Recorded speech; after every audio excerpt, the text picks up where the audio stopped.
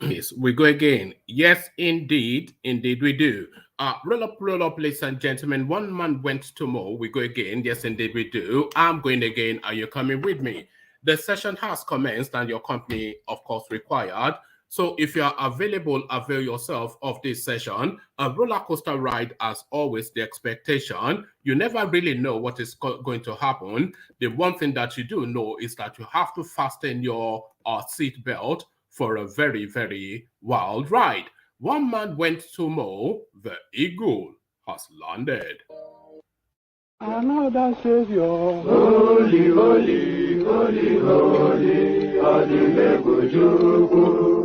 Another Savior, holy, holy, holy, holy, Adimebujuku. Well, this is Mobien.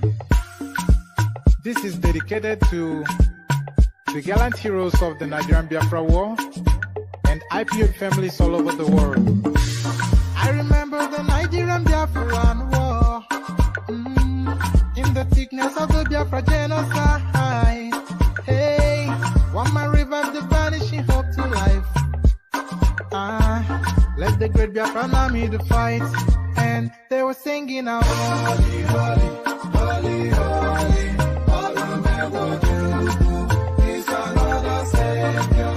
They were singing out, holy, holy, holy, holy, is another Savior.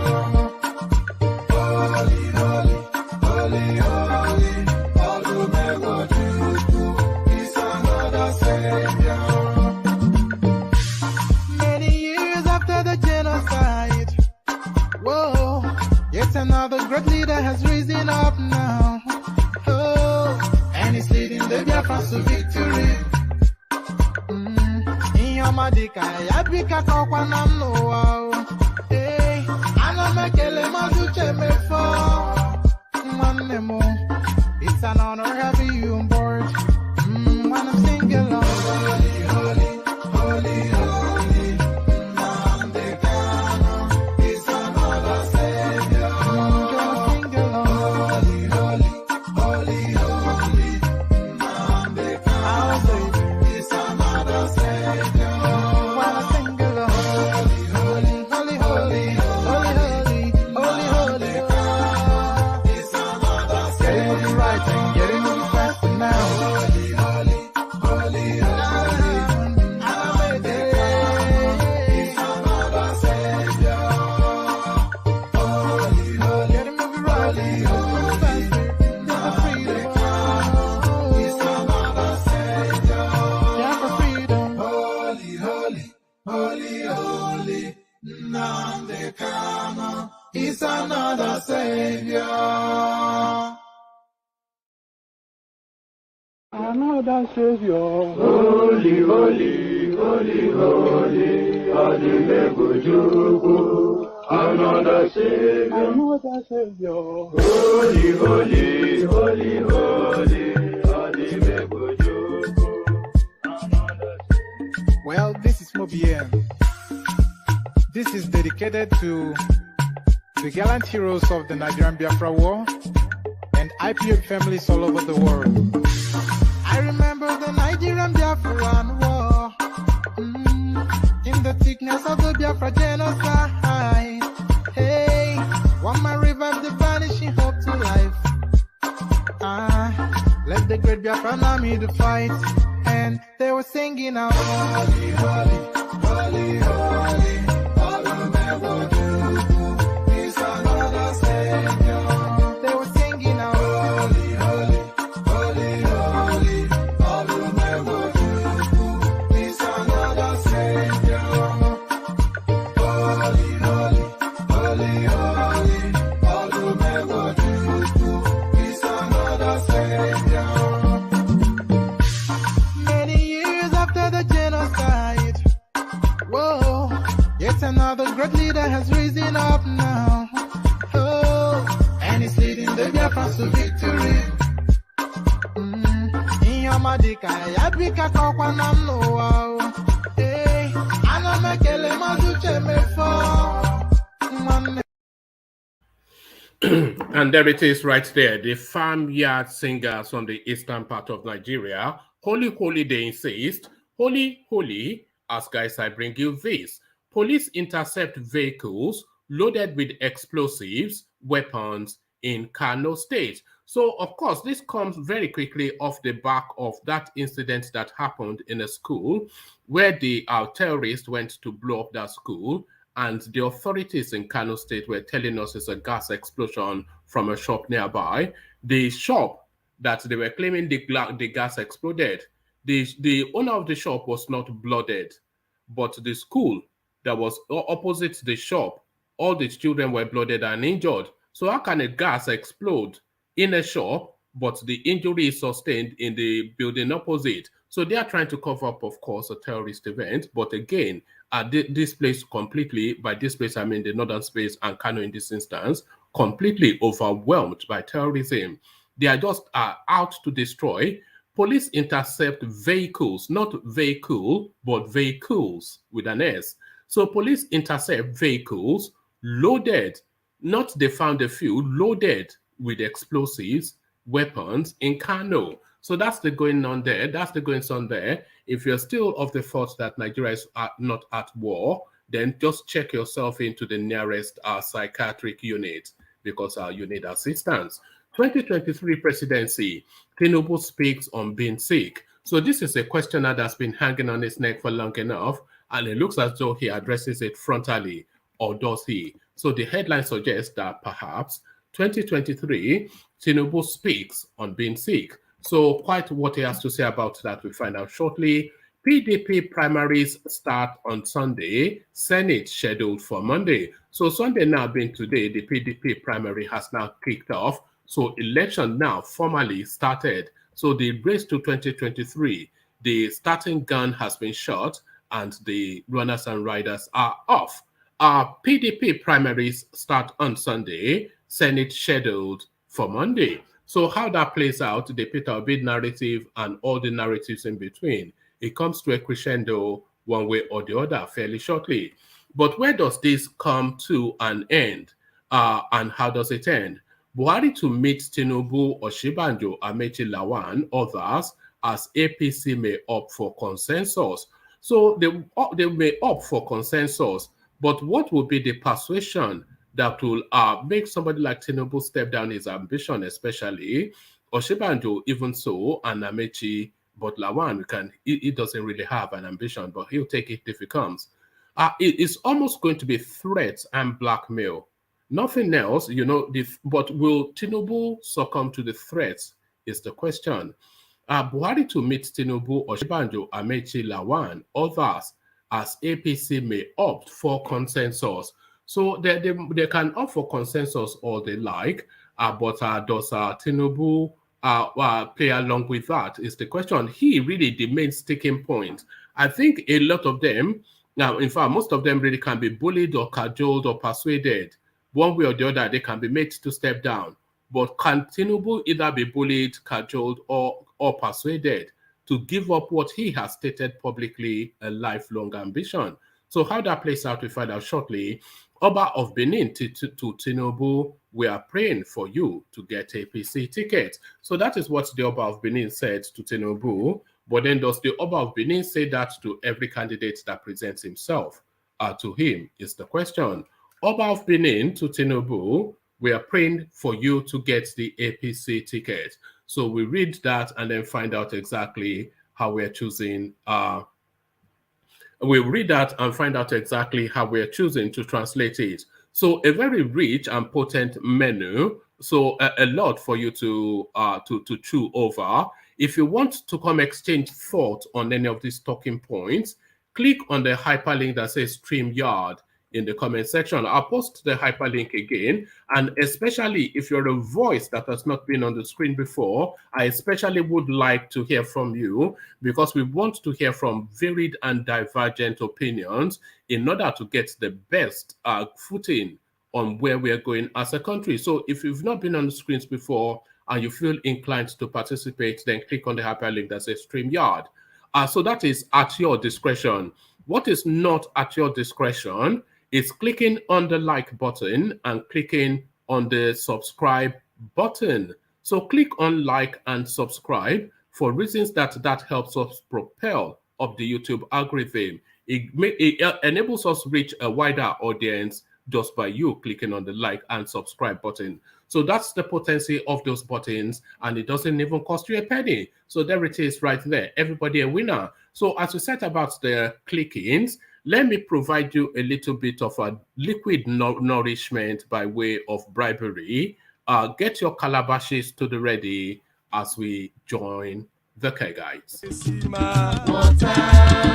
Only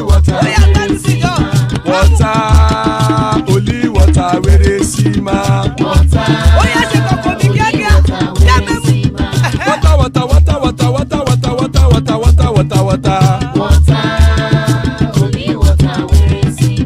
Hapa o naido.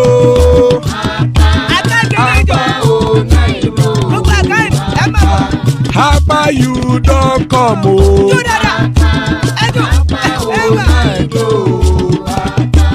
Hapa o naido.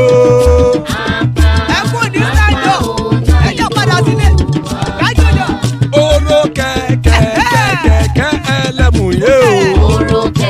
Ilé sọ́dí kẹ̀kẹ́ rẹ̀ ẹlẹ́mù rẹ̀ o. Bobby master kẹ̀kẹ́ rẹ̀ ẹlẹ́mù rẹ̀ o.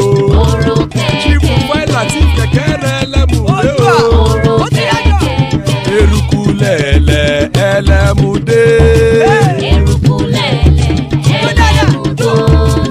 Eruku lẹ̀lẹ̀ ẹgbẹ́ ẹlẹ́mù dòde ojàre o. Eruku lẹ̀lẹ̀ Ghana ti dé ẹgbẹ́ bọ́dì o. Ọmọ ẹlẹ́yẹ ẹyẹ o ó dìlé o. Olúyẹ̀lá ẹyẹ o ó dìlé o. Petrosodame ẹyẹ o ó dìlé o. Petrosodunke ẹyẹ rẹ̀ ó dìlé o. Ẹlẹ́kọ̀ ọ̀run mú ìní o.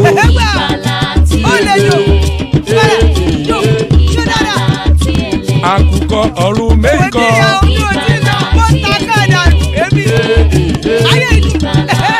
Ikú kò ní ríwà gbéṣe o.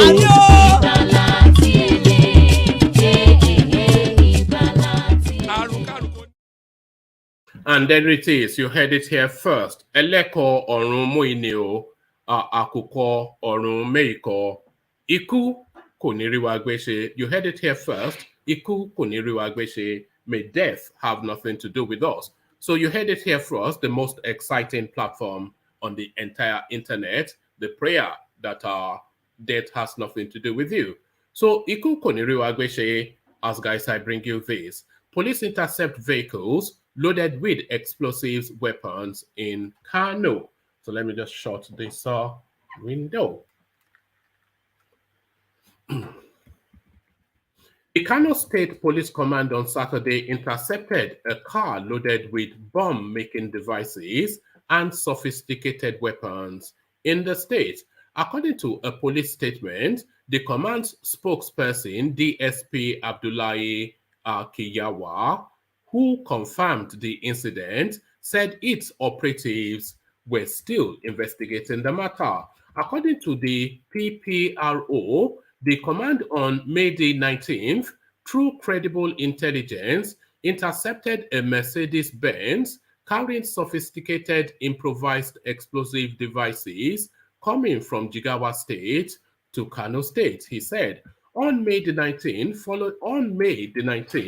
following an intelligence report that a Mercedes-Benz motor vehicle, ash in color, with suspected sophisticated improvised explosive devices was coming from Jigawa State to Kano State, the Commissioner of Police, Kano State Command, CP Sumaila Diko, immediately raised a crack team comprising explosive ordnance disposal, chemical and biological, radiological and nuclear defense, and operations POF ADA.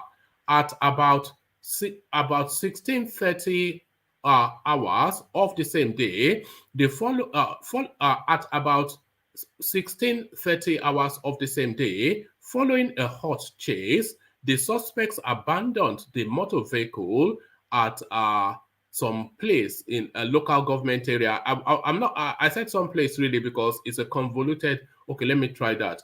At Bubu Gaje Quarters, local government area, Kano State, a technical search conducted by the team revealed that the motor vehicle was fully loaded with improvised explosive devices materials, two AK-47 rifles, four AK-47 magazines, 1,098 live ammunition, and two pistol magazines were also recovered.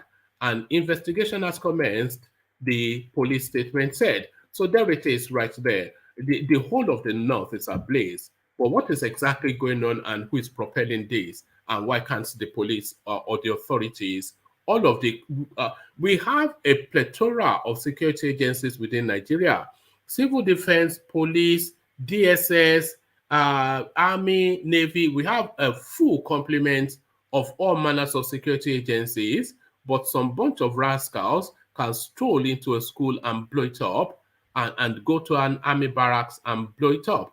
So this is the situation. Quite why that over complemented security complements that we have cannot weigh upon this what starts as a nuisance, but now a real problem. Why they cannot address that? It can only really be complicit, being complicit. 2023 presidency, Tinubu speaks on being sick. So now let's find out exactly what he has to say. The national leader of the All Progressive Congress and presidential aspirant Bola Tinubu has the national leader of the All Progressive Congress and presidential aspirant Bola Tinubu has broken his silence over his health. There have been speculations that the former governor of Lagos State has medical issues he is battling with. There have also been several videos on the internet indicating how the APC leader is physically unfit. Tinubu, whilst speaking at Nasarawa Government House on Friday during his meeting with state delegates, said he is not sick. The former governor, whilst speaking on his ability to rule the country, said he is not applying to become a wrestler. Tinubu said whilst speaking, "I am not competing to be a WWE wrestling man. They say he's sick. He's not well. Am I sick? I am not. When I applied for this job, I didn't apply to Governor Abdullahi Sule to be a concrete mixer."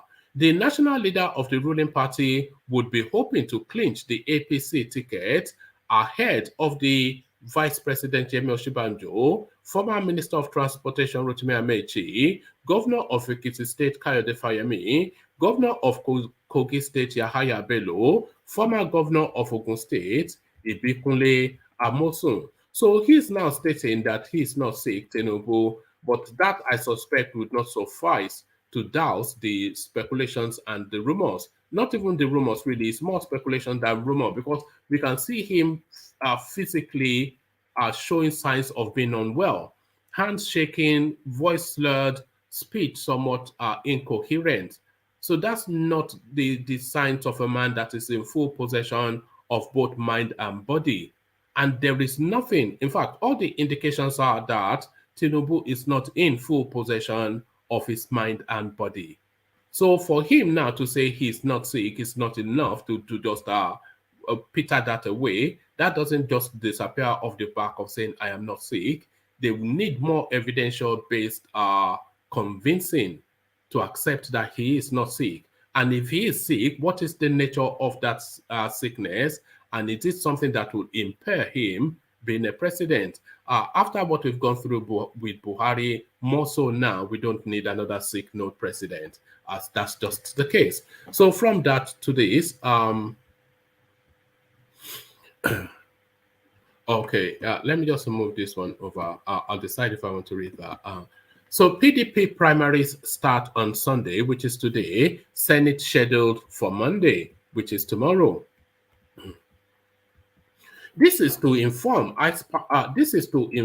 aspirants to various elective positions in the 2023 general election, delegates and teaming members of our great party, the People's Democratic Party PDP, that our primaries to nominate candidates for the 2023 general elections will commence as officially scheduled on Sunday, May the 22nd, 2022. For the avoidance of doubt, the state houses of assembly primaries to elect our state House of Assembly candidates will hold on Sunday, May the 22nd, 2022.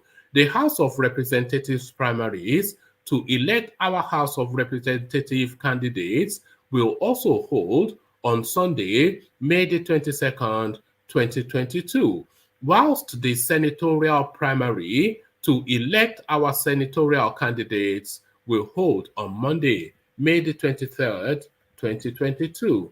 The National Working Committee has approved that in the event of unseen logistics situations, activities of the senatorial primaries may extend to Tuesday, May the 24th, 2022. The National Working Committee further clarifies that by virtue of Section 84(8) of the Electoral Act 2022, those qualified and eligible to vote as delegates in the forthcoming primaries and national convention of our great party are the three. Actually, there's an addendum to this, which I will read. That was the story I wasn't sure if I was going to read, but I'll read that story now as a follow-up to this. This story now, this paragraph that references Section 84(8). There's an addendum to that, but I'll reread this paragraph and I'll bring you the addendum. The National Working Committee further clarifies that by virtue of Section 84(8) of the Electoral Act 2022, those qualified and eligible to vote as delegates in the forthcoming primaries and national convention of our great party are the three. One, ad hoc delegates per ward elected at the ward congresses, and one national delegate per local government elected at the local government area congresses. All aspirants, critical stakeholders, leaders, and teaming members of our party should please take note. So that paragraph that I just read, there's a follow-on from that. So let me just give you that paragraph again. The National Working Committee further clarifies that by virtue of Section 84(8) of the Electoral Act 2022, those qualified and eligible to vote as delegates in the forthcoming primaries and national convention of our great party are the three ad hoc delegates per ward elected at the World Congress, and one national delegate per local government are elected at the local government area. So it looks as though there's been an addendum to that. Buhari 2023, Buhari sends controversial electoral bill to INEC Attorney General for advice. President Mohamed Buhari has forwarded the controversial electoral President Mohamed Buhari has forwarded the controversial Electoral Act Amendment Bill to the Independent National Electoral Commission INEC and the Attorney General of the Federation Abubakar Malami for advice. The bill has been causing a lot of problems for political parties over an apparent mistake by members of the National Assembly as they failed to include themselves as delegates. The Electoral Act, the new Section 84(8) introduced in the Act recognizes only democratically elected delegates. It stated a political party that adopts the system of indirect primaries for the choice of its candidate shall clearly outline in its constitution and rules the procedure for the democratic election of delegates to vote at the convention, congress, and meetings. Following the failure of the National Assembly to recognize themselves, the president, vice president, governors, and other elected government officials as statutory delegates in the Electoral Act 2022. The Senate and the House of Representatives had penultimate week passed the amendment to the Act to recognize statutory delegates as voters during primaries, congresses, and conventions of all the political parties. President Buhari is facing intense pressure to sign the act, but is hesitant in order not to make mistakes. His signature will ensure that himself, Vice President Yemi Osinbajo, members of the National Assembly, governors, their deputies, and other statutory delegates of political parties can vote in the party's primaries. Others who will be able to vote if Buhari signs the amended act includes the party's National Working Committee members, state party chairmen, secretaries, local government chairmen, deputies, councillors, and party chairmen in the 774 local government areas. So this act now, this clause in the act, section 84.8, it states a political party that adopts the system of indirect primaries for the choice of its candidate shall clearly outline in its constitution and rules the procedure for the democratic election of delegates to vote at the convention, congresses, and meetings. So this somewhat precludes statutory delegates, that clause in that newly signed electoral bill. So that clause now is what's playing out now in that piece that I read out to you. When they are stating here, so this is going back to the piece that I just read. The National Working Committee further clarifies by virtue of Section 84.8 of the Electoral Act 2022, those qualified and eligible to vote as delegates in the forthcoming primaries and national convention of our great party. The three ad hoc delegates per ward elected at the ward congresses and one national delegate per local government elected at the local government area congresses. So it somewhat precludes a lot of our statutory delegates that are clause within the newly amended electoral bill. So from that to a new story, Buhari to meet Tinubu, Osinbajo, Amechi, Lawan, others as APC may opt for consensus. Indications have emerged that President Muhammad Buhari is set to meet with presidential aspirants of the All Progressive Congress APC ahead of the party's primaries.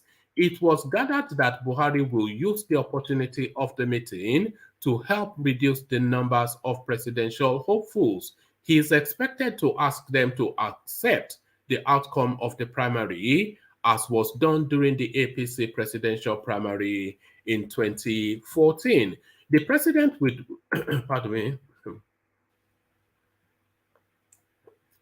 the president will meet with the aspirants a few days to the primaries with a view to ensuring that there is unity and harmony. He will also meet with the governors separately. The date is not fixed yet, but it should be this week if INEC does not extend the deadline for the primaries, as we are all hoping. An APC chieftain who wish to remain anonymous told correspondents. The president has a candidate. How to present the idea to the likes of Tinubu will be the challenge, he added. When contacted, so that is to suggest then that Tinubu is not the candidate, because if he has the candidate which he has to present to Tinubu, then that tells you then that Tinubu is not Malam Buhari's choice. When contacted on the telephone, the senior special assistant to the president on media and publicity, Garba Shehu, said he was not aware of such a meeting.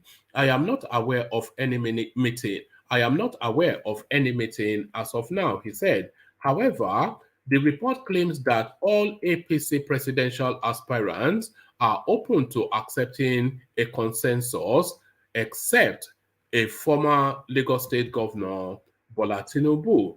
Other aspirants are willing to step down if President Buhari endorses one of them as his anointed candidate. Based on the Electoral Act, any aspirant who agrees to step down must do so in writing.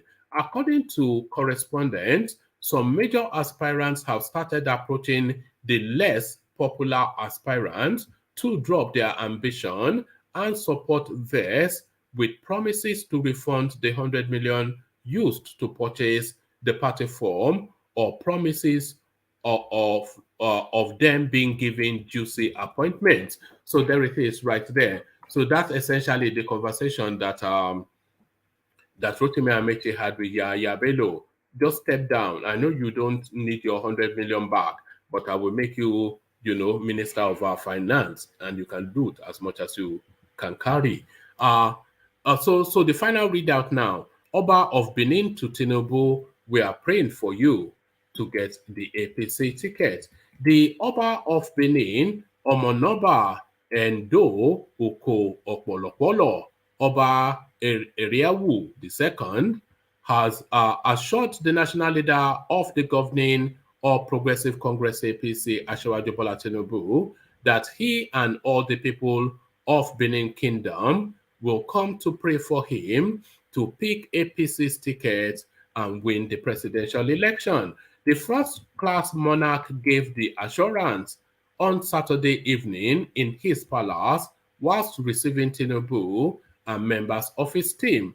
A former national chairman of the APC, Comrade Adams Oshiomhole, the governorship candidate of the party during the September 19, 2020 polls, Pastor Osage Eze-Iyamu, and a former deputy governor, Chief Pius Odubu, amongst other chieftains of APC, were also at the palace to welcome the presidential aspirant. Oba of Benin said, your Tinubu's remark, that is Tinubu's remarks, are like preaching to the converted or the Pope. The Benin throne is non-partisan. We are interested in who becomes Nigeria's president. Hence, the throne prays for good governance. We are praying for you. If you are eventually given the ticket of APC and become president of the country, do the things that will make you sit at the right hand of God. Do not forget those of us that are praying for you. Tinubu said he has the capacity and experience to govern Nigeria. According to him, I supported and worked hard for Buhari to become president. I am a very competent individual. I served in Mobile as the Auditor General and Treasurer. I have helped to build great institutions. I have been governor of Lagos State 2 times. So everybody wanting their savior, of course.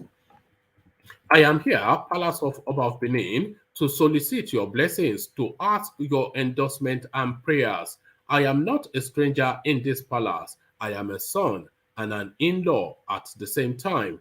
This is just a delegate selection process. I can come to Benin and sneak out just to speak with delegates. But since you are a father and there is a great history between your throne and the culture, I know I will be here today on a courtesy visit before I will start meeting with delegates. The national leader of the APC promised to replicate in Nigeria the developmental strides that he put in place in Lagos State. Oshiomhole described Tinubu as the best man for the presidential job, declaring that the country needs somebody who could get the job done without giving excuses. He noted that the former Lagos State governor has the ability of identifying competent and loyal persons across Nigeria who would work with him to get the desired result. The former president of the Nigeria Labour Congress disclosed that when he was Edo governor, his administration borrowed many initiatives from Lagos State based on the solid foundation laid by Tinubu. He urged APC delegates and other Nigerians to massively vote for him during the primary and the presidential poll. So there it is right there. I'm not quite sure how much of an endorsement that was by the Oba of Benin. So you're from Benin. What was the Oba talking about? World peace. Good to see you. Ajanle Koko, the mighty one. Well done. Yeah, boy, good to have you. And Soli, good to have you. Odema. So good to have you, gentlemen. So let's come to you first, then World Peace. So Tinubu visits the Oba of Benin. But what was the Oba saying to him? That is he praying for him or is he not? Well, because you know the double talk that we always get from your people. You interpret. Yeah, Oba Benin does not double talk. Tinubu is not the first to be there now. Actually, we can even declare from the Oba Palace now. But of course, he's a national figure, a traditional ruler. What do you expect? You will pray for them. Now, Tinubu is there for ticket, is on his quest to claim the APC nomination ticket. The Oba will pray in that direction. If he gets it, when it comes to the presidential campaign, he will still come. The Oba will still pray to that direction. Regardless who, if it's Showore that comes, he will still pray for him too in that direction. So that is not a big deal. People are just taking that out of context. I've got a lot of calls since from all those haters. How come Oba Benin is telling Tinubu he's praying for him to get a ticket? And I asked them, when Peter Obi and Wike went to see him, why you people call me and be saying the same thing? Because he prayed the same prayer for those people too. He prayed they claim the ticket. And they forget Tinubu is an in-law. Tinubu, one of his wives from Benin. Does he have more than one? Yeah, Tinubu has more than one wife. I didn't know that. Yeah. I only know Remy or something. I didn't. That's just like Obasanjo now. That's the official wife. How do you know that? How do you know that he have more than one?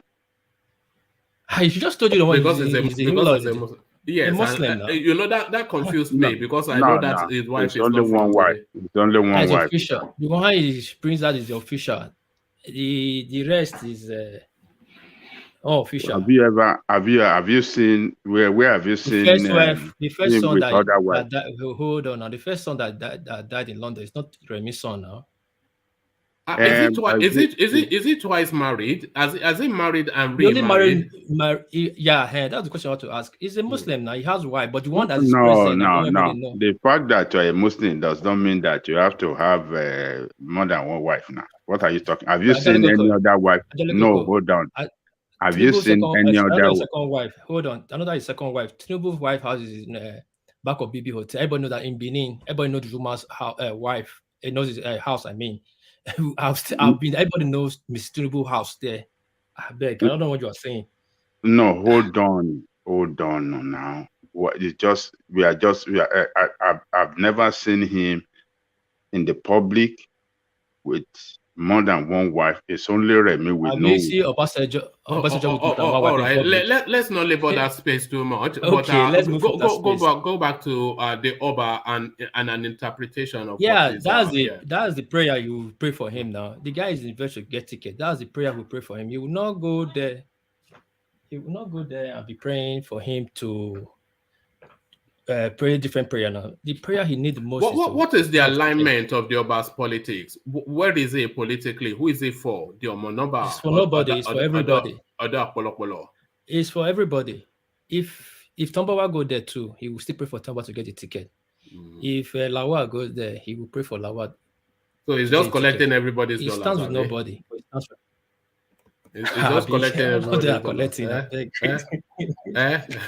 All right. All right. Let me move you on then to more serious matters. Police intercept vehicles loaded with explosive weapons in KANO. So what are you making of that? This is now almost a daily diet from the northern part. It's just stories after stories of barbarism, savagery, terrorism, brutality. That now seems to be the drumbeat of that. The echo of that space, the northern part.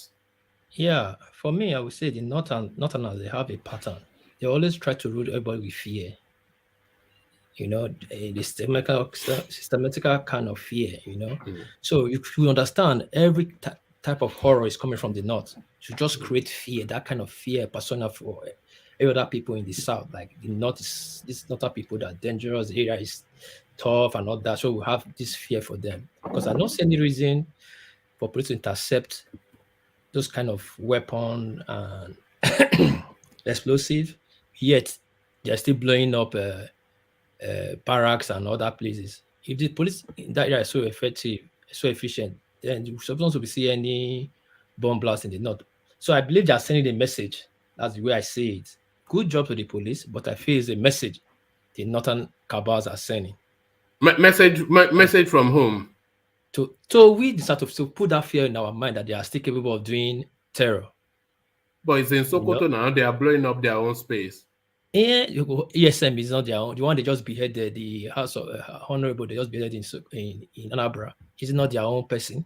So no, like but okay, well, but that's a different narrative though. The interception was in Sokoto State, so that doesn't. I'm not saying they didn't intercept the bomb and all that. I feel it's planned for them to intercept, to send a message to arrest people that are not to see a dangerous place. And these extremists are still very dangerous, are capable of doing things, try to send a message, paint a narrative.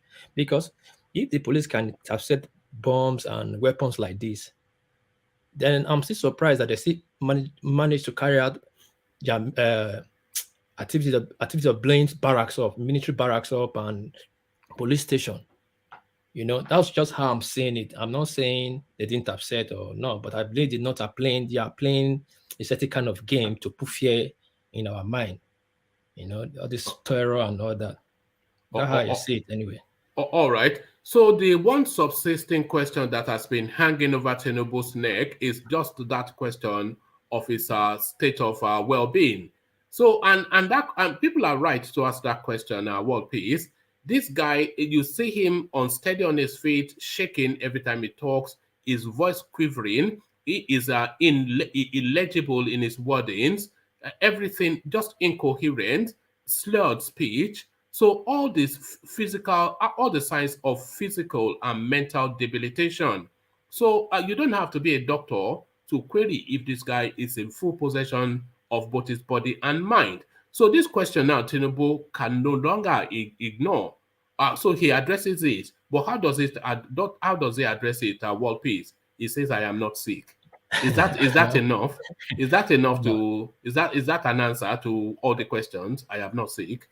Of course, it's not the answer we the people are looking for. But what do you expect him to say? To say I'm sick, or one of my hands is shaking? Well, no. Is Tinubu sick or world peace? According, I don't know if you're a doctor or not, but just from your as an intelligent man, seeing how he presents physically and mentally, does he present as a well or sick man? Of course, from a layman perspective, that man looks sick. He's shaking, he's vibrating, He's not the Tinubu of 20 years ago. So it's not, you can't just say, it's clearly carrying something in terms of medical needs. So rather than saying I'm not sick, say I have this, that, and the other. And we're not fools, so we know that you can have this, that, and the other and be president, but you cannot have other and other and still. So we can then weigh that is your ailment an impairment to your, but saying I am not sick, that's the nonsense, isn't it? Really, what is? Yeah, it is. But what else do you expect from politicians? They'll tell you they are fine, they are healthy, and they are well to do. They can do anything. They can wake up 1 a.m. at night and take calls. But the problem will be when they get to that position, we'll be seeing the repeat of Buhari. I guarantee you, if Tinubu get that ticket and become the president, his government will be worse than that of Buhari because he cannot be active the way he was 25 years ago or 20 years ago in Lagos. Now he'll be just mobile, then telling people to go do his bidding, and that will be difficult. That's what we are saying. Buhari regime, everybody is doing whatever they like. He cannot be really very, very, very, very active like that. Presidency is different from being a governor. Presidency takes a lot, international, local, so many things you face, meetings upon meetings. You don't sleep, you hardly sleep. So with that health status, I don't think Tinubu is capable, can stand the pressure from the presidency. But I would say Buhari is there. But we can see the. Do you think Buhari, this is the most selfish thing we've yet seen? Somebody that knows full well that he doesn't have the physicality or even any longer the mental rigor to handle it, and you want to be president. So your ambition is bigger than the destiny of every. These people are somewhat callous, would you say? But one man, he just said it now. His ambition is to be president. His ambition, not because Nigeria is sinking or because what he did with his son bringing BUHARI, so he want to make amends. No, his ambition is to become president, just to put his name on the presidential list of Nigeria. So he will do anything to get there and just stay there. Whatever happens. It's not his business. So that's how I say it. These people are selfish people. They are selfish to the core. It's saddening, it's disheartening, but that is life. One man. All right. PDP primaries start on Sunday, which is today. Senate scheduled for Monday, which is tomorrow. So TikTok. The decisions now about to be made. INEC has refused to move the dates for the primaries. So one way or the other now, before this week runs out, more or less, we'll know who we are conjuring with, and we will know what is in play. So PDP kicks it off with our state assembly primaries. So the elections now formally started. What piece? Yeah, I saw it today on the papers, but I think that of it, though they have issues, but I hope they have sorted their issues. About their primaries, Obaseki and Danobi, that is the wiki fraction and the article fraction, they have issues since. But all the same, I heard they continue the whatever their primaries went on today, and they started the process. So by middle of next week, probably either Wiki or Peter Obi or Atiku will emerge as the flag bearer of PDP. But let's see how it goes. I really don't have much to say in that PDP space. All right. So now this somewhat a curious topic. Buhari to meet Tinubu, Oshibanjo, Amechi Lawan, others, as APC may opt for consensus. So of course we know consensus, which is an invitation for everybody to step down for one person. So I think we can, with some confidence, say that Tinubu is not Malam Buhari's preferred candidate. So how is he going to scale that hurdle of asking Tinubu to step down for whoever he wants to anoint? Is it threat? Is it persuasion? Is it cajoling? How are you expecting then the Aboki from Daura to negotiate the Jagaban of GBT of Lagos State? We already know. All will be involved. Threat, persuasion, stalking, deals to be made. Because for him to figure those 4 people out, we know there's something going on. Those 4 people are very important and have a structure. So probably he wants to talk to them. Whoever he picks, all they should fall in line behind it. But they should just make it one for us so that we know our stand. So that Tinubu can move to another party.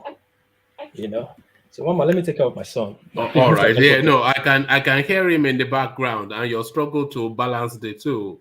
But him needing your attention and us needing it. But of course, your son must always win out. So let's go on from World Peace then, who is on daddy duties, to Ajanle Koko, who is the daddy. So Ajanle Koko, to you, and that space then that World Peace was just exploring, this meeting now that Buhari is having. I don't know if he's going to gather them into one room or meet them one by one. I suspect that he will want to meet them one by one, but perhaps it's even better if he met them all together. But however it takes place, Buhari to meet Tinubu, Oshibanjo, Amechi Lawan, others, as APC may opt for consensus. So who are most likely to refuse to step down their ambition during that meeting? Ajanle Koko. Good morning, one man. Morning to everybody. Maybe I should just say good day to everybody there. Yeah, yes, worldwide. Yeah. Okay. Let me urge our listeners around the world to please click on the like button as you are joining. And those of you that already joined, please click right now if you have not done so. And if you have not subscribed, do that as well. One man, the idea of consensus at this time it's not going to work. The way he's going to present it before then, I don't know how he want to maneuver it for people, for someone like Tinubu, particularly who has spent so much money, who have traveled around the country, who have secured the support of at least 12 governors, as we have had, that signed its nomination form to step down for any other person. I don't know the way you want to maneuver it. And that is number one. Number two, to me, it's a foolish idea completely. Consensus should not be what to come at play at this time at all. Why not?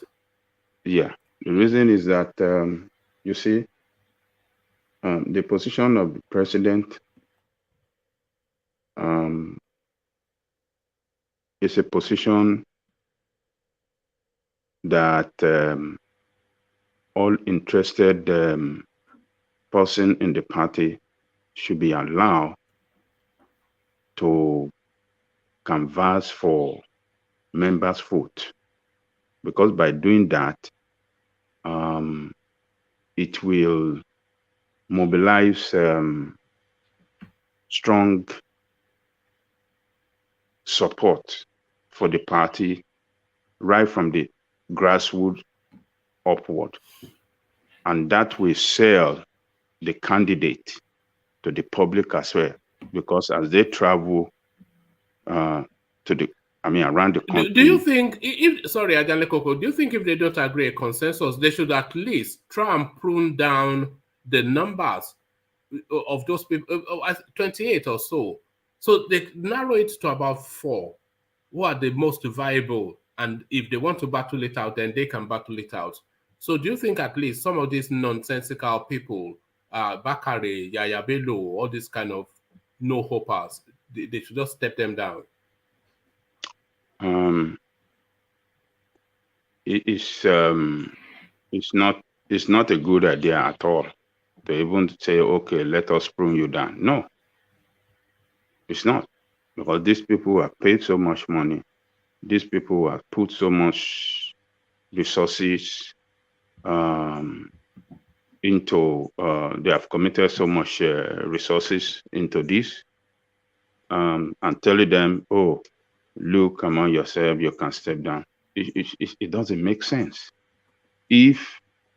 But will the primaries not be unnecessarily convoluted and cumbersome, having to juggle, because there are processes for every candidate, and those processes have to be applied to all 28 of them, including characters like Tunde Bakari, elements like Yaya Bello, and they will just dilute all the votings, and there'll be several rounds before they're able to get to narrowing it down to see who the contenders are.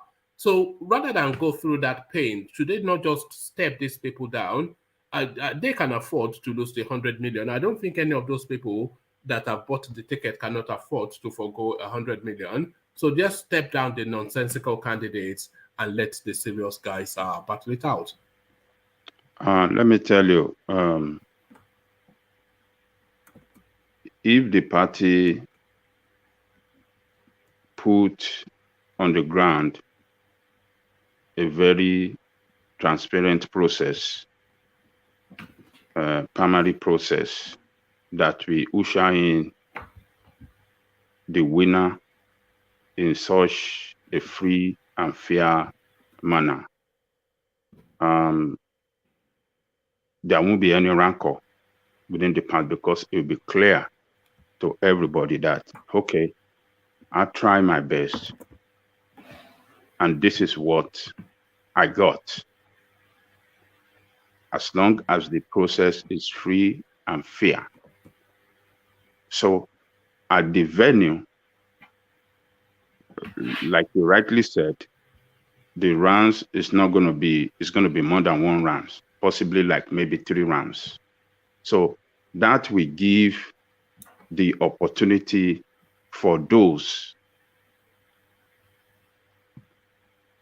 in contention at the venue to see for themselves that I cannot win. Those that cannot win, they will see it clearly by the head count that they cannot get to nowhere. So at that venue, you are going to see alignment and realignment over there.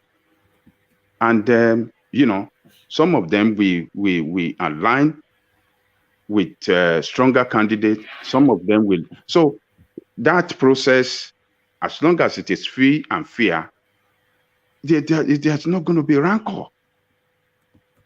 So, but at now to say, oh, let us prune this thing down, that is a fraudulent upon fraudulent act. It must not be, you know, must not be brought up at all. It should not. Idea of consensus cannot work now.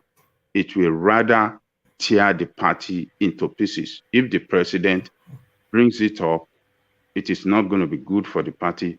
It's not good for democracy. If he wants to bring it up, Adale Koko, sorry, if he wants to bring up consensus as a discussion, who do you think will be most difficult to persuade to be accepting of it? Is Tinubu? Tinubu is the person that will be very much difficult to persuade to step down, because it look by the information we are getting, particularly with that information that he has 12 governors behind him. Those are the ones that we know. We don't know those that have joined him after the submission of the nomination form. So to tell him to stand down for anybody, no, he's not going to accept it. If others want to go with it, Tinubu, except others are stepping down for Tinubu. The only person that could give Tinubu a fight, I mean, a run for his money, is Oshibajo. If the president anoint Oshibajo or put Oshibajo before everybody that this is my anointed candidate, this is the man I have worked with for the past 8 years, this is the man I trust that can do the job, it's going to bring a big problem for Tinubu to say he's not going to accept. He might not accept it, but if they go to primary, others, I believe, will accept Oshibajo because of the fact that he's number 2 and he have the capacity as well to be, he have the capacity and the competence to lead, to be the president. He will give a run for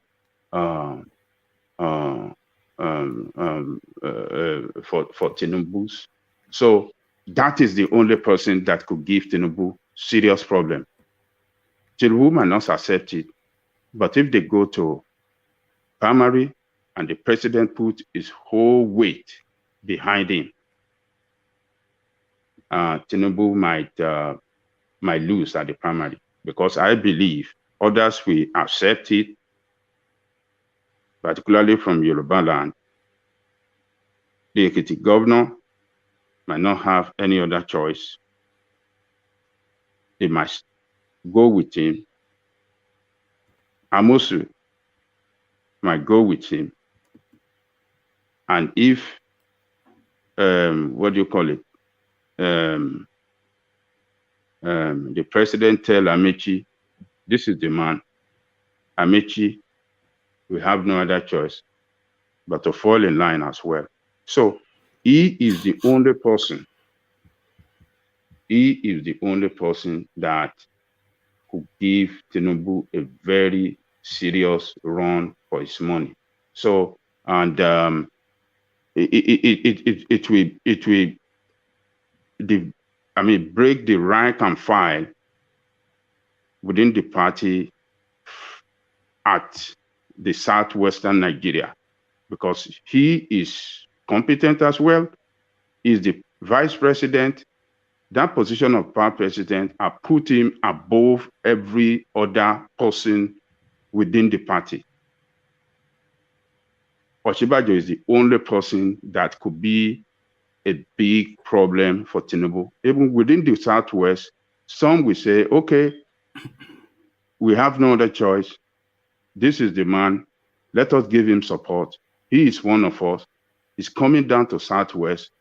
Well, and there'll be big pressure on Tinubu, even from the Southwest as well. Leaders of the Southwest will put pressure on him, and he might succumb.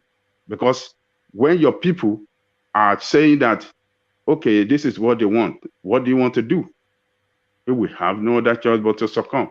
But for any other person, it's going to be very difficult for him to say, no, I'm going to succumb to, no, he will not do it. All right, yes, I can see that Tinubu at pains may be persuaded to let Oshibanjo have it, especially if the Yorubas, if the elders come in and say, look, yes. don't make a mess of this thing for us. Yes. And Buhari says, look, I'm willing to give it to your region, but not to you. I'll give it to this guy, but not to you. This guy. Yes. So he has to think of the greater interest of his region than his personal interest.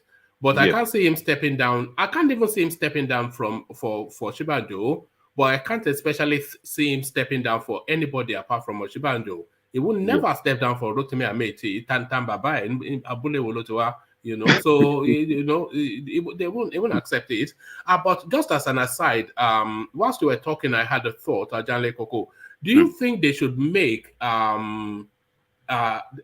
debates amongst presidential aspirants, especially the topmost ones, mandatory? Should it be a constitutional matter? Because as we were talking then, I was imagining Oshibanjo getting the APC ticket and Atiku getting the PDP ticket. But when they invite that debate, the way Buhari ran from the 2015-2019 debate, Atiku will run also, because he knows that he cannot contend with the intellect and capacity of Oshibanjo. He will expose him. But should they make it mandatory that presidential aspirants, they must have at least 3 nationally broadcasted debates to inform the populace of what their intentions are for the country? Do you think that should be even a constitutional matter? I will support it.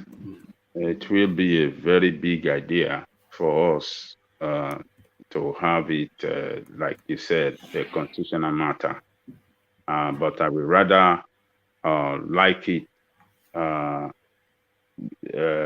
to start within the party before the general, I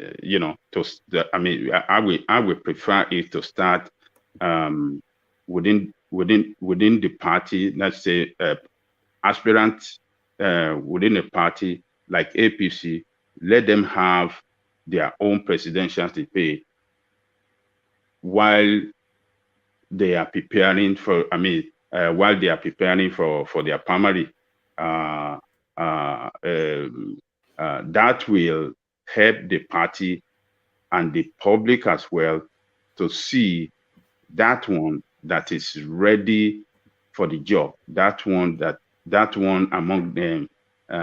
Those one among them that that they will show their competence. They will show to us how well prepared they are for the job, how well they really understand the problem and the solution they have to all the problems that we are facing in the country. So within the party first, after the nomination of the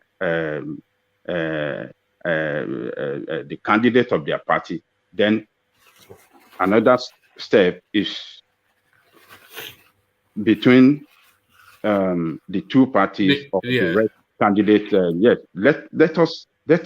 We must adopt. But do you think there should be a bar? Do you think there should be a bar on it so that the people, it has to be a certain level of, so that you don't end up with elements like Showore on the rostrum abusing everybody. So should there be a threshold so that we can have a real conversation between two real people rather than noisemakers like Showore and the APGA candidates? And so if they want to have just a shootout between the APC and the PDP, man-to-man on a rostrum with a moderator, and the way they do it in America? Well, I will not agree that it should be between just two biggest parties. We should also encourage the smaller party candidates to come on the stage, to debate the candidate of the biggest party as well. We don't know. The smaller party candidate might have big ideas and more competent, in their approach to solving the problem we have in the country, that even the bigger candidate, the bigger party candidate. So at this time, in our country politics, if we are adopting presidential debate, the candidate of smaller party should be encouraged to be on stage and let us tackle it together. So they could have they can have three presidential debate. The smaller party should not be edged out. That is not good for our democracy. We should allow our democracy to develop, and we should encourage the smaller party as well to develop. And the only way we can do to let them develop and to market them to the populace is by allowing them to showcase themselves. And presidential candidate and presidential election, presidential debate could sell them, could market them to the public as well. So I won't agree that it should be only the two bigger parties. So the smaller parties should be on the stage as well to debate them and to contradict them and to show to our people in the area of their failure and what they have done wrong for the country as well. So we should encourage them to be on the stage to debate them.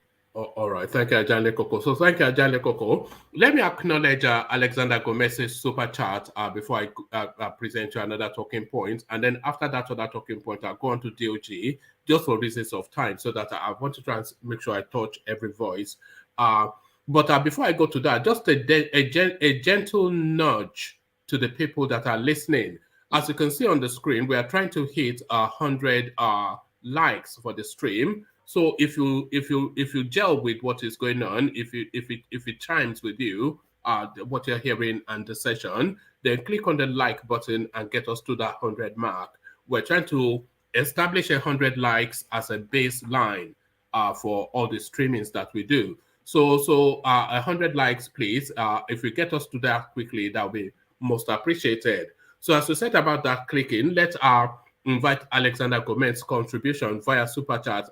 Alexander Gomez always speaks to the platform essentially via Super Chat. And to that space of Buhari sort of musing on the idea of a consensus candidate. Essentially, Buhari is trying to convince Tinubu to step aside for Amechi. Just imagine that. It should be a free, fair, and transparent process. It should be free, fair, and transparent, of course, Alexander Gomez. But as ever, Nigeria, they say Nigeria happens to you. Nigeria is happening to the election. So we all agree with what you said, Alexander. But of course, we all know how things work in Nigeria. So thank you for the super chat, Alexander. As we bring Celibis in, and we take Ajale Koko to the space. Ajale Koko, so Tinubu, the one thing that will stop Tinubu's relentless charge towards that APC ticket is his health. So this is the one question that has been hanging like a noose around his ambition. So he had no choice really but to address it. But does he address it? his response to all this plethora of video evidence and speculations about his physical and mental well-being, his response to that is, I am not sick. So does that then douse your apprehension? Are you now reassured now that Tinubu is hale and healthy, as Lai Mohammed likes to say? So all the shaking of hands, all the quivering at the lips, the slurred speech, the incoherent gibberish, the falling down, he answers all of that by telling us, I am not sick. So are you reassured, Ajan Lekoko? You see, Tinubu has been saying this. He has been telling people that he's not sick. Even though we have watched several physio of his hand trembling, his body shaking, his voice slurred and stuff like that. So, but you know, Nigeria is a country that particularly politicians, they don't say the truth. They don't tell people the state of their health, and we don't have a system that check them, that we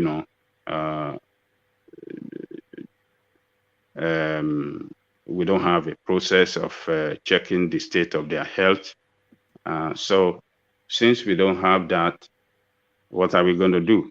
He's been saying is hale and healthy, but we have seen several videos that shows that he's not healthy, and they are protecting him. This is what played out in 2015 about Buhari as well. He was protected, he was packaged, and only for him to be president and to go on medical tourism for about 3 months or so, or almost 6 months. So Tinubu's health, Tinubu is not that healthy, we are seeing it, but politicians, they are protecting him. We don't have any process in our system that tolerates check. Tinubu is not healthy, as you said, Ajan Lekoko. Yes. But if we know the nature of the ailment, then we can make the decision as to if that prevents him from being able to carry out his duties as a president.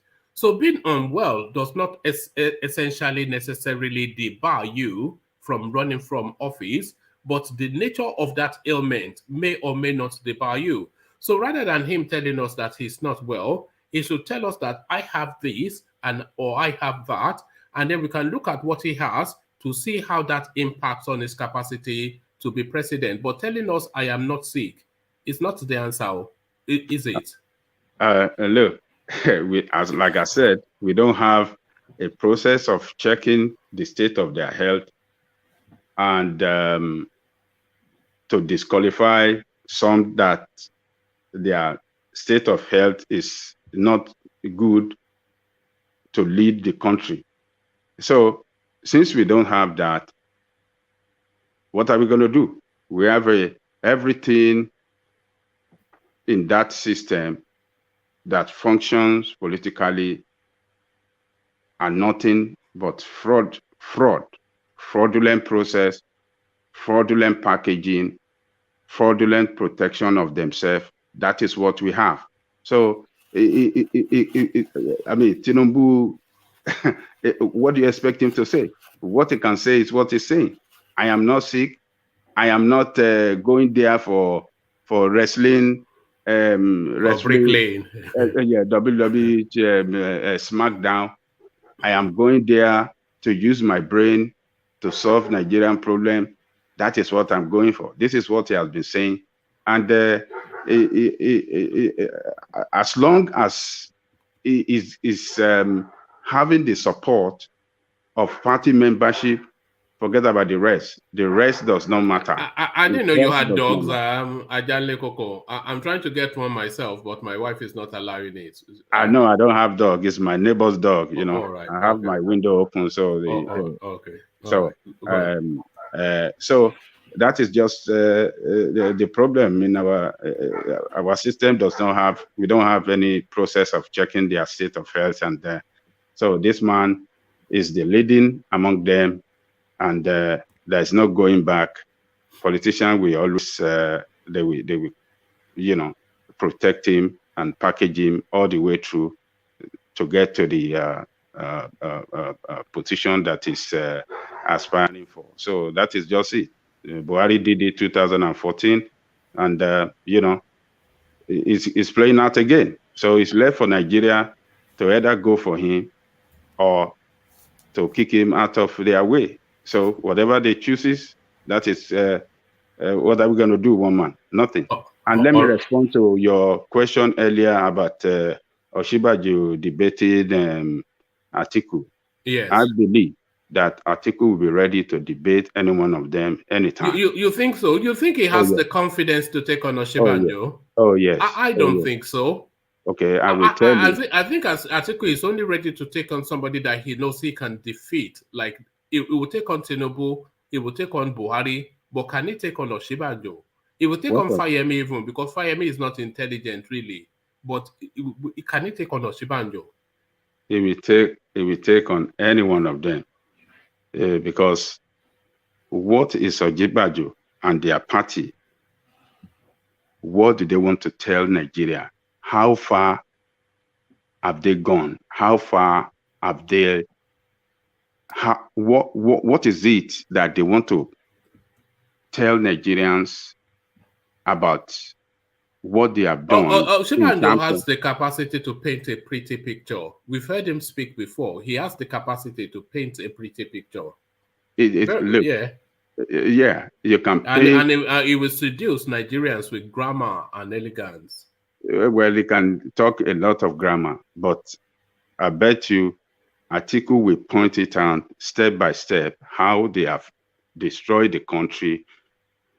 But Atiku will not be on strong footing now, because PDP they are just marginally better than APC, and Atiku, of course, corruption personified. So he's not on strong footing to challenge anybody. Well, he will distinguish between their time in government and the time of APC in government now. The way they met Nigeria economy and the political instability in Nigeria, how they were able to stabilize Nigeria politically, how they are able to bring economic prosperity to Nigeria. They will distinguish these and make them look and ridicule APC position, how they have destroyed the Nigeria so far. I think it will be. He wanted to debate Buhari and but that's easy picking now. Debating Buhari is easy picking now. Can Buhari even say his own name? He will do it. I don't want to believe that he won't be able to. He won't like to debate Osinbajo. Osinbajo, yes, he can speak grammar. Is it the grammar that will do the job? Nigerians love people that are articulate. You know that. If you have a good grasp of the English language, Nigerians, they are always seduced by that. You know that. Nigerian people is just elite like you that love big grammar. But let me tell you this: they have destroyed Nigeria. All fabric on which that country stands or that country is known for has been totally destroyed. Economically, what is it you want to say? The unity, our diverse unity is in jeopardy. Politically, we are not stable. What is it that they want to tell Nigerians? What is it they have done well that they want to tell us again that, okay, give us another chance? And they promise heaven and earth, all the change they promise, all the next level they promise are all failure. We didn't get anything. They gave you next level of suffering. So that is what Atiku we point out to them, and I believe Atiku can debate any one of them, no matter who is that person is, with the grammar and that is not. But what has their grammar done for us? What achievement have they brought for the country? That is what Atiku will ask them.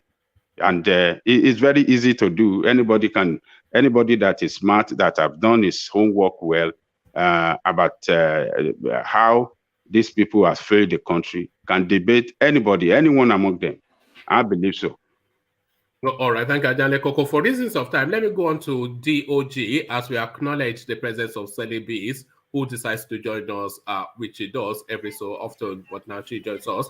But to DOG first, and to have him then address this situation, a recorded decimal within the Nigerian space, police intercept vehicles loaded with explosives and weapons in Kano State. So just another Tuesday in Kano State, or Borno State, or whatever, they are now just transporting casually bombs and explosives and AK-47s, rifles, etc. The full complement of terrorism just being transported casually on the streets. From Jigawa, they say, to Kano State, where they intend to go and blow up another school, as we saw. So what are you there making of this now? What has now become a daily diet in the northern part? DOG. Hi guys. Honestly, this happens every other day in Nigeria now, even at the Tinkan port. A few weeks ago, they found sharpened cutlass, full load of a container. And the problem I have with the police force or whoever is catching these guys is you will never now find out who is bringing those stuff, who is in charge, who owns this container, who has this truckload. At least the driver is there. You've arrested somebody. They should give us feedback on who is bringing this thing in and what purpose are they bringing them, and let us know you've arrested these guys. But that would be the end of what we hear. A truckload of bomb and ammunition is being impounded by police, arrest the driver. And more importantly, what happens to those things? Because eventually, the police service as back? they do, they will be selling them. I won't be surprised one man if they give it back. If they give it back to the people after they tip them, So we don't hear any other thing. I remember before this Boko Haram thing started and all this bandit stuff, there was a time, even at the Tinkan, then I was working in Lagos.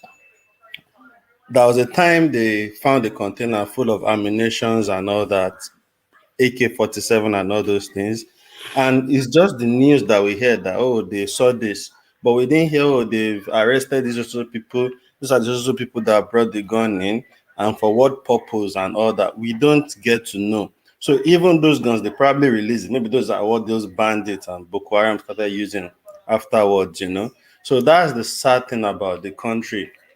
They arrest these people, though they probably even release these things back to the people that owns them after being tipped. So it's a sad situation. And that's why I think there is a lot more to all this bandit Boko Haram thing, and which is part of the reason I'm just scared for an Hausa person or a Fulani person to be the next president again. And I've totally even written off Atiku, honestly. I don't even want him, even himself. I don't want him. What are you making of the Peter Obi phenomenon, which seems to be gaining a lot of traction, especially over the last few days, and a real boon, a real boost, a real injection of vigor with that million-man march that they had yesterday? So what are you then making then of this relentless now Peter Obi narrative that refuses to I was speaking to a friend in Abuja. Yes, it was just yesterday. Peter Obi has the crowd, but the problem is, will the party give him the ticket? Because those citizens, everybody clamoring for Peter Obi, won't be the one to give him the ticket, which is the most important thing. So will they get the ticket? Because I think in PDP, they will rather even favor, if not Atiku, I think they will favor Bukola Saraki than they will give it to Peter Obi instead of giving it to Peter Obi. I think they would rather give it to Bukola Saraki. That's the way I think it will play out, even if Atiku is not going to get it. Why do you think that? I just think they will factor in the Southwest. Then they will. Bukola Saraki is still one leg Hausa, Fulani, one leg Yoruba. So they can still dine and wine together, and to be honest, that's how I see it. I think Peter will probably have a chance. I don't think he has a lot more chance like that, because if Atiku is still saying he wants to make him his vice president, I even think it's funny, even him is still trying to make him his vice president, why he wants to be president like you. So it's the party that really matters. A lot of people want Peter Obi. Apparently, so that my friend was telling me, the Igbo market, there is a big market, building materials market in Abuja, that the Hausa has burnt down. Their market, yes. Yeah, that it was really mad, and a lot of billions of naira was burnt and all that. So I just see this hate between the party, and if PDP is looking at, I think the problem is Atiku still trying to be president. If Atiku was not trying to be president, I think they would have not choice than to give it to Peter Obi. But because of that Atiku aspect of it, I think they want to give it to Atiku, because they would think he's the one that can actually, when it comes to vote and all that, he can win more vote than all these other guys. Even regardless, they sound like they know what they are doing and they have their heads on their shoulder. So everybody knows that Peter Obi is making sense to everything he's been saying. You can see hope from what he's talking about and all that. But even when it comes to, when you are talking about debate with Ajani Koko, I don't know what Atiku wants to say when it comes to debate, honestly. He would just say the normal things. Do you think he can take on Oshibanjo in a debate, Atiku? Nah. No way. He will, do you it's not think as if he won't be able to. He will say run things, but he can't win Oshibanjo now. Do you think he will run? Yeah, of course. If you want to really see, you will put Oshibanjo and Peter Obi, then you can say, oh yeah, this is a level ground. So let's see who can debate themselves. Who will come out on top in that debate, Oshibanjo versus Peter Obi? I think it boils down to the point they are making. It boils down to, because in that aspect, because you can tell Peter Obi is a smart and very intelligent guy. Even Oshibanjo can use his eloquence and all that, but it is who is making sense that will really matter. But when it comes to Oshibanjo and Atiku, the eloquence, the sweet talk and all that, and even intelligence, I still believe Oshibanjo is more intelligent than Atiku, 100%. Yes, I think I somewhat agree, but I think in a battle between Oshibanjo and Peter Obi, very difficult to call, because Peter Obi also eloquent, very knowledgeable, and also, but what advantage Peter Obi might have is that he's on the path of righteousness, so he has a clean image, but Oshibanjo is damaged to goods. So he can just be hitting him, and Oshibanjo will not have anything to hit back at him. So I think, that should be an interesting debate. And that's a possibility, by the way. But DOJ, let me take you to another talking point. But before I take you to that, we have well in excess of 200 people watching somewhat. Thank you. But we're trying to get the likes on the stream to at least 100. That helps propel us on the YouTube algorithm, so that 200 then becomes 2,000, and the platform reaches even a wider audience. So if you can, because I think we have about 50 likes from 200 people, so that doesn't sound right. So if you want to correct that, then please do. As DOJ now explains to us now, if this makes sense. So the question that hangs over Tinubu the most, DOJ, of course, is the state of health, for reasons not out of any spite or anything, but because we can see him physically and mentally debilitating in every public outing that you see him. Hands shaking, falling on the floor, voice quivering, incoherent, just scattered all over the place. So all of these things make people then ask the question if he's physically or mentally fit enough to be president of Nigeria. So he's been evading that question all the way through. But that question now, so reverberating so loudly, he can no longer avoid it. So he takes it on frontally, the question about himself, and he answers forcefully, I am not sick. So does that enough reassure you that all of that, then we can forget it? He has told us he's not sick. So all the shaking of hands and everything then is just part of our human nature. So what are you making of Tinubu's response to the question that hangs over him? He can't tell us he's not sick. Obviously, he has something going on.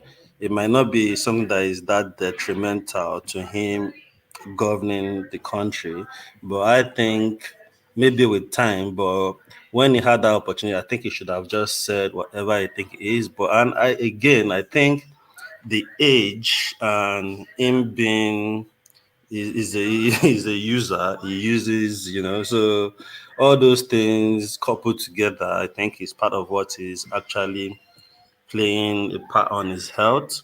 So I think he should have just said whatever is wrong with him. Obviously, you might have something at that age, but there are some things you have that won't actually hinder you to rule the country rule the country. So he should come out straight to us and let us know what is really wrong with him. If he's not that serious, even if he's serious, I think there are still some ailments. There are still some ailments that you will have, but obviously doesn't hinder you from ruling the country. So Tinubu should come open, but maybe he's just still keeping it. Maybe he will still say it, maybe because there is still a lot of people.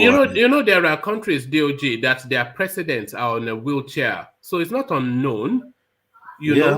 So it's not unknown, but just let us know what it is. So then we know what we're contending with, and we know, or we can then form our thoughts if what is wrong with you hinders you, as you said, from being president or not. But saying I am not sick, what nonsense is that? Better not say anything than say that. Yeah, he should have rather not address it than say I'm not sick. I will understand if you say, oh, he's not going to address it, because at least then maybe if he now gets the ticket, he can now come out and say, oh, this is what I have and I'm managing it. Then obviously people know whatever it is you will say you have. Then we can now weigh the option and say, okay, is this something you can manage and still be able to govern the country, or is something that you'll be going out and in and out of the country every month for medical treatment and all that? But all these guys, you can never even believe what they say, even if they are telling you the truth. You just try and think about it. Are they really speaking the facts? All right. So on to this then. Just a brief commentary on this. DOG. Buhari to meet Tinubu, Oshibanjo, Amechi, Lawan, others as APC may consider. Let me just make sure. As APC may opt for consensus. So consensus, of course, they tried that and it worked for the chairman of the party. They want to repeat it with the presidential ticket flag bearer. But they promised us indirect primaries. They have 28 people contending for that space. So how does this work to ask them to step down their ambition for one person that you are anointing? And how does that even test how fervently these people hold the ambition for them to be willing to step down? So this idea that is being mused by Buhari to ask people to step down for a consensus, how do you think that will play out? How would that meeting go? It won't play out well. And I don't even think he wants to try that. Then all this move Buhari is making can actually just tell us those guys have some agendas. These guys, they have some agendas. They have something up at the back of their sleeve. I don't know. That is just something they are trying to force. But if they try what he's trying to do, that party, I don't think most of them will even agree to it, honestly. I don't think they will agree to it. And you can't tell Tinubu to step down for Amici now. How is that possible? I don't see that happening. If he does invite them, who do you think would step down? Like for them, fire me and Co will step down. Rotimi Amete will step down too, because if it's not backed by Buhari, he has nothing. Yeah. Then I saw Amici. I saw a video of Amici and Tinubu. They met at the airport or something. Yeah, that's on this platform as well. Yeah. They had a long chat, and you can. So I just look at them. I see all these politicians. The way they were just chatting, like, it was so easy. And you think, oh, these are the people want to kill themselves for, So I don't see Tinubu stepping down for anybody. Would Oshibajo step down? It's a possibility. He might step down and say he's stepping down for Tinubu. That's a possibility. If they ask him to step down for Amechi, would he step down? Rotimi Amechi? No, he won't. He won't. I don't think any of Tinubu and Oshibanjo will ever step down for Amechi. All right. Amechi will Sorry, go on. Yeah? Go on. I think Amechi would rather be the one that should be stepping down for two of them, because obviously Oshibanjo is the vice president. So if you want to use how close they are to the presidency, you would think, okay, maybe Oshibanjo is still more. Then Tinubu is being the leader of the party, is his ambition, which is like the agreement he probably even have with Buhari. But because Buhari being Buhari, very deceptive guy, and I just believe they have some agenda, to be honest. So that is it. But none of those two guys. Who do you think? Who do you think the candidates will be most comfortable stepping down for? Who would they be most comfortable stepping down for? So give me a hierarchy of three. The one that they will feel the most comfortable, even though grudgingly, step down for, and then 2 and 3. So just give me a quick list of three in terms of who you feel they will be most comfortable stepping down for. Tinubu, Oshibanjo, Amechi. All right. So because those are the front runners, really. Yeah. All right. All right. Thank you, DOG. So DOG, just for pressure of time, let's go on from you to the silky tones of who joins us as she does when the mood takes her. So this is Celebi sharing her elegance with us. So Celebis, then let me take you to that space that DOG just left. Buhari now musing on the thoughts of having a consensus option. Is having meetings with all the candidates to persuade them to step down. How do you think that meeting would go? And who do you think will show the most resistance? Celebes, the Silky Tones. Unmute, Sally. Unmute.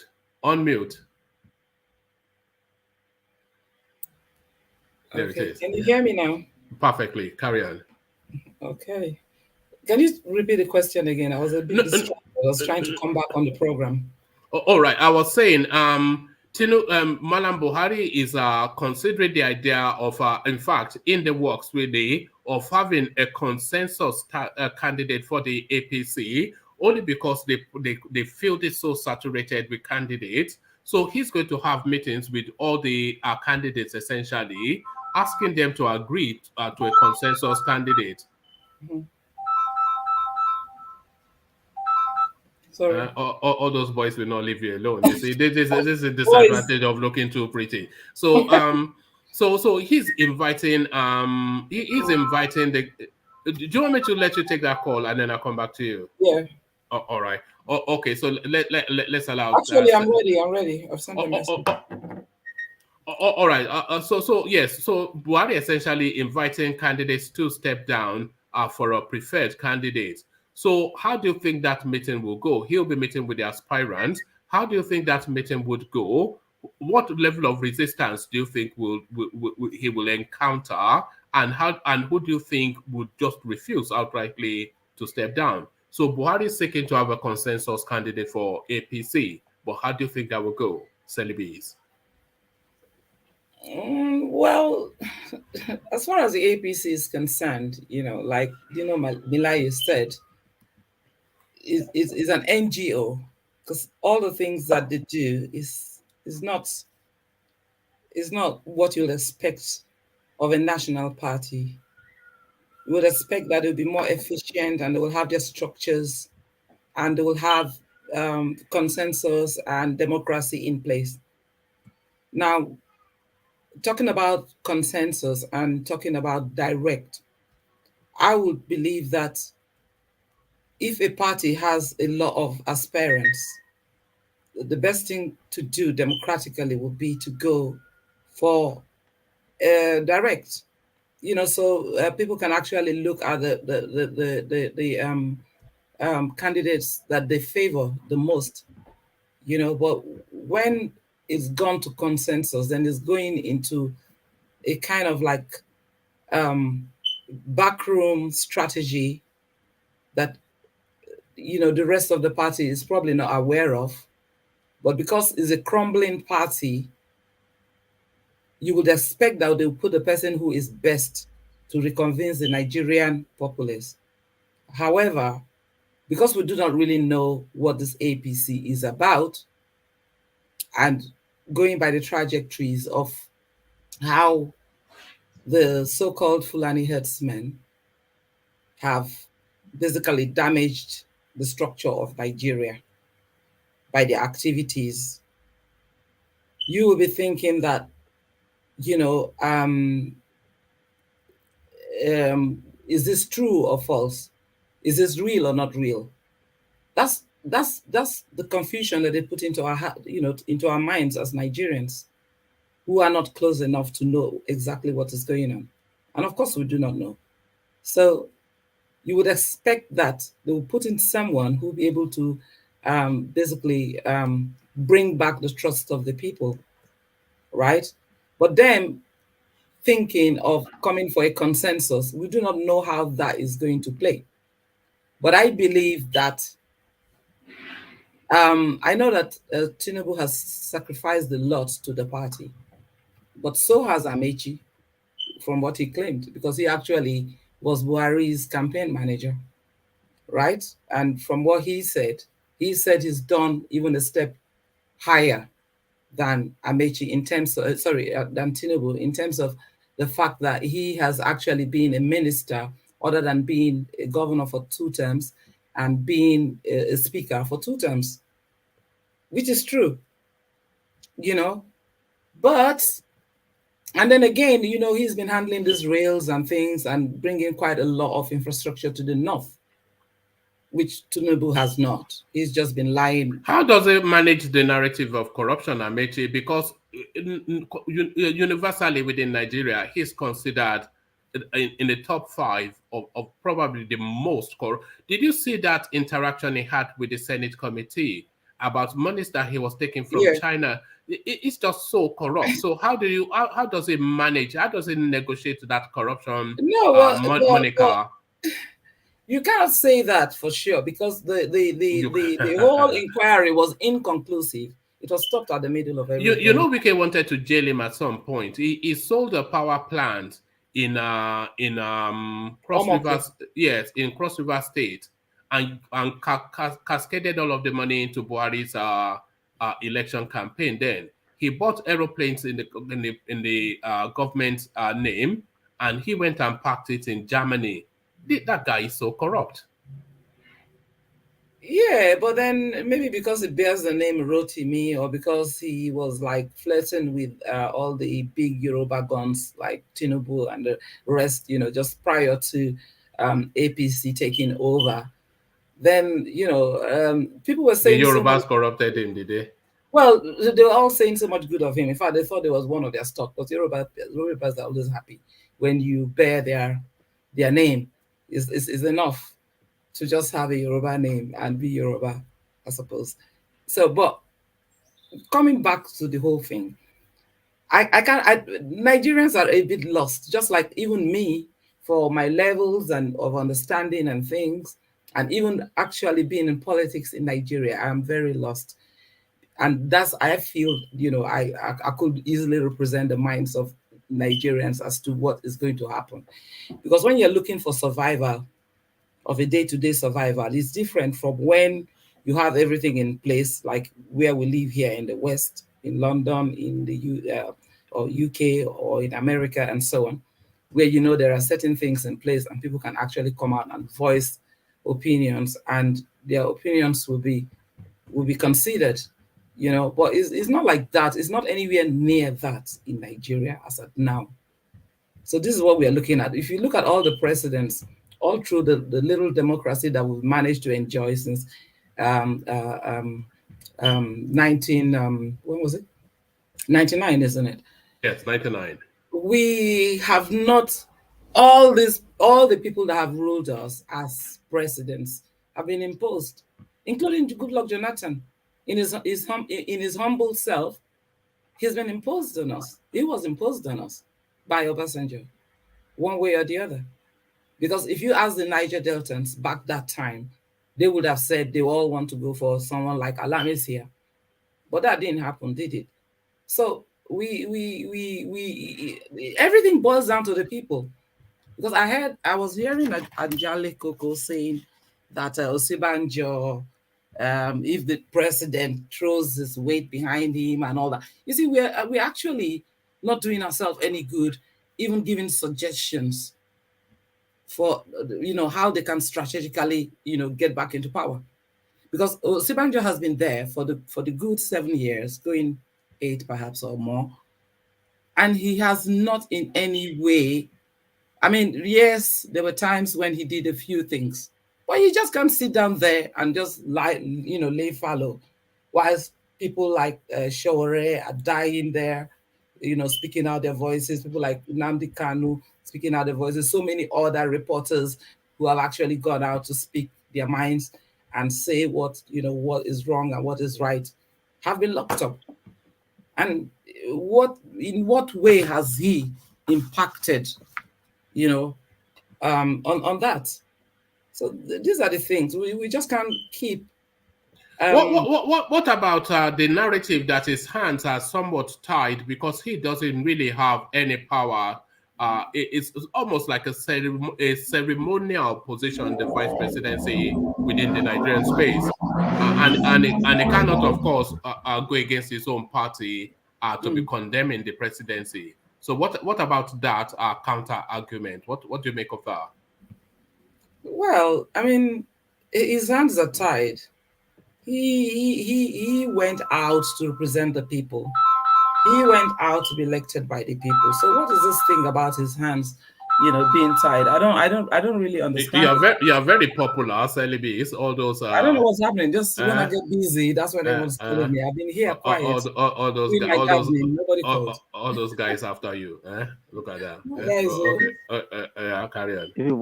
So you look at that again and you say, what is this? I think I'll have to switch up this one for a time so we can finish. Yes. Yeah. Go on. Yeah. Okay. Whilst you're doing that, let me use the moment to acknowledge Plenty Water super chat, who super chats to the conversation. He says, what free publicity and media power play is better than putting presidential form at 100 million naira above PDP's 40 million naira, announcing many heads purchased the forms and continuous debates over father and son. So that will be Tinubu or Shibanjo. So what he's saying essentially is that just all these conversations around the just outlandish behavior of the APC are making them a recurring decimal in people's consciousness and presenting them even more for people's consideration. What free publicity and media power play is better than putting presidential forms at 100 million naira above PDP's 40 million naira, announcing many heads purchased the forms and continuous debates over father and son. So that is what the sleight of hand that Plenty Water suspects is being played by the APC. So thank you for the super chat, Plenty Water. As we get back to Celebi's, that's reflecting on consensus within the APC. Back to you, Celi. Yeah, so at the end of the day, I mean, you would think the most democratic thing to do is to go for the direct, and so people can actually choose, and so that way they will know the people who are the closest, and then if they want to make a decision for any other reasons, to have a consensus on the shortlisted, I think they can still go through that process. But just coming up and saying there's a consensus and then just, lapping someone else, I think that would be very wrong. Besides, I think there's the same kind of jumble going on in the PDP as well, because equally they have quite a lot of candidates that have been coming out, of which the most popular one so far that we know is Peter Obi. It seems to be touching the hearts of the people. Who do you think is playing the cleaner politics at the moment? Who seems more together and more organized at the moment, APC or PDP? Neither, to be quite honest. Yeah, but one has to be better than the other. So neither, because Wike is going around. He's saying quite a lot of good things and bad things. In a way, he's seeing it like, because he's been behind the PDP all this time, it means that he is like he should be the first choice. But I don't think it's playing out like that, because he's failing to also see that where his popularity has actually gone far, is also gone low in some of the way that he has addressed certain things. For instance, when he demolished the house of some guy, a hotel of some person, just demolishing the hotel. It's not the hotel that created the crime, but it's persons in the hotel that that caused that crime. So people didn't reason with that, and there's some other outlandish things that he just did that people are not happy about. So would he take that same attitude into presidency? The River State people are a little bit quite connected, and they can just go about it for some time and forget about it again. But would he take the same attitude into the presidency? That's one thing he has to consider. Is his greatest strength, sorry, Sally, is his greatest strength not also his biggest weakness? Because it is the bombasticness of Wike that endears him to people, just his outlandish bombasticness and brevity, and just speaking without giving what's it. But then sometimes that spills over to somewhat seem excessive. So is his greatest strength not essentially his greatest weakness as well, that bombasticness?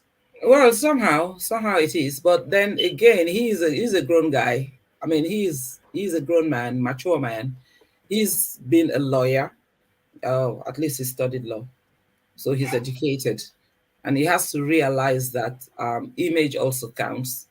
You're coming to Nigeria. Nigeria is a place that's so different, distinct, because our cultures, even between the North and the South, are quite, varying.